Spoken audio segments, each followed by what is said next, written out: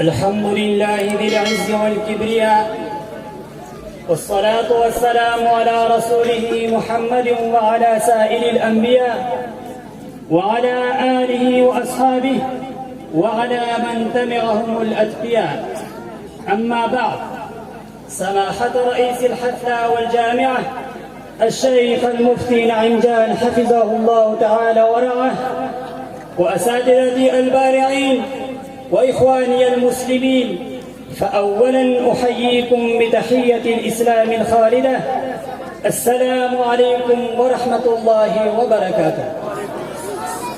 لقد غمرني سرور وبهجة حيث كنت أمام حضراتكم لألقي عدة كلمات حول الموضوع: العلماء والتحديات العصرية.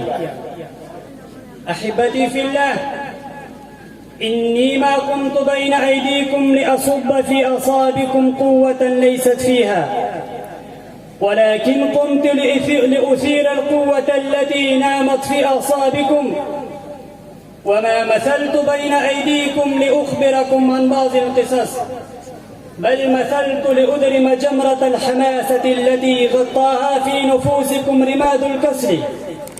فانصروني على نفوسكم بالإجابة عن هذه التحديات العصرية اللادينية حتى ترتفع شمس الإسلام مرة أخرى نصف النهار ويكون الدين كله لله. إخواني الكرام، إن الإسلام تواجه اليوم أمواجا جمة من نواحي شتى، وأنه يجوب الطرقات بين أحوال مختلفة وظروف شاقة، وتطلق عليه السهام المسومة من جوانب الكفرة الفجرة، ومن جانب الملحدين، ومن جانب المتجددين وغير ذلك، وأن جهودهم ذمم الإسلام صارت تحديات حية له، وكلما لا يجاب عنها لا يتمكن المسلمون من تصميم دعائم الإسلام، فمن هذه التحديات العاصرة اللادينية، وأنها قد لاحت على قمة مفهرس الفتن، وأن أصحابها يريدون أن يفصلوا بين المعاملات الدنيوية وبين الإسلام الذي لا خلاص منه للمسلمين في أمر ما، وأن اللادينية قد أثرت في المسلمين، فلذا زعم أن معنا 57 دولة إسلامية لا نرى مملكة الإسلامية بالتمام وخلافة إسلامية بالكمال. أيها السادة، إن الدين الإسلامي دين طاهر ذكي يمكن له أن يمشي في كل عصر بغير صعوبة، فلذا ركزت أنظار الملحدين على هدم مبنى الإسلام الحصر المتين، وأن الإلحاد أيضا من هذه التحديات.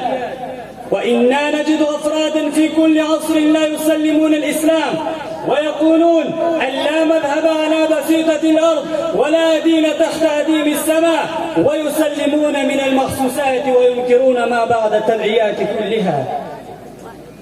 أيها المسلمون، نرى اليوم أن العالم يقبله يوما بعد يوم، ثم اكتفوا بهاتين الفتنتين، بل أقاموا ثالثة تعرف باسم الجدة أو التجدد.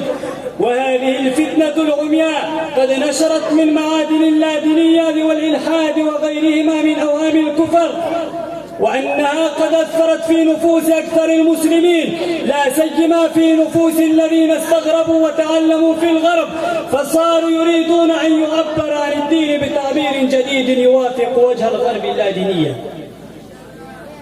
وما عليكم يا سلاطين المسلمين، استمعوا: إن سلطنتكم لإعلاء كلمة الله عز وجل، وإن سلطنتكم لحفاظة الإسلام والمسلمين، فعليكم أن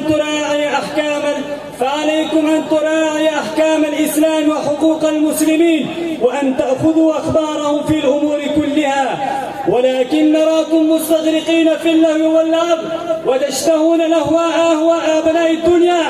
فلذا ننظر اليوم لجام سلطنتكم في أيدي الكفرة الفجرة، كيف يشتهون يتصرفون في سلطنتكم وماذا يريدون ينفذون في مملكتنا. وقد أمرنا وأوصانا رسول الله عليه الصلاة والسلام بإخراجهم من هذا البلد. أخرجوا اليهود والنصارى من جزيرة العرب. فيا أسفا على حكام دول المسلمين، لا يعملون على أحكام الشريعة ولا يخالفون أعداء الإسلام، بل أنهم قاموا في صفوفهم ويخالفون علماءنا وصلحاءنا وينكرون العلماء في الأمور السياسية والاجتماعية ولا يتركون العادلين فيها. فلذلك نحن المحتاجون اليوم إلى الكفار في أموالنا ومصروعاتنا. أيها المستمعون، لا شك أن العلماء قد أخدموا الأمة في كل عصر من العصور وفي كل دهر من الدهور، لا سيما خدمة الدين والشريعة بكل سرور.